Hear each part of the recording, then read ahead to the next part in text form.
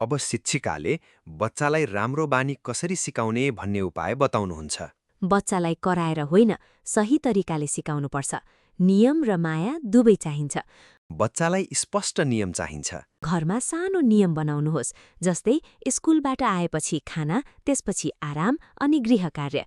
बच्चालाई एकैचोटि धेरै काम नदिनुहोस्, सानो लक्ष्य दिनुहोस्, जस्तै पहिले 15 मिनट पढ अनि सानो ब्रेक ल्याऊ।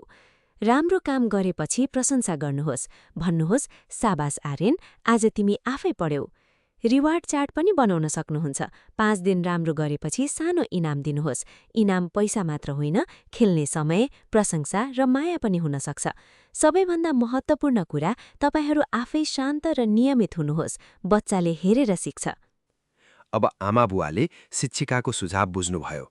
तपाईले आज धेरै राम्रो कुरा सिकाउनुभयो। धन्यवाद। हामी अबदेखि गाली होइन, तपाईले आज माया र धेरै राम्रो नियमले कुरा आर्यनलाई सिकाउनुभयो। सिकाउँछौँ। धन्यवाद। हामी हामी तपाईँले अबदेखि भन्नुभएको गाली नियमहरू होइन, पालना गर्छौँ। माया र नियमले आर्यनलाई सिकाउँछौँ। हामी तपाईँले भन्नुभएको नियमहरू पालना गर्छौँ। धन्यवाद। तपाईहरू बदलिनुभयो भने बच्चा पनि पक्कै बदलिन्छ।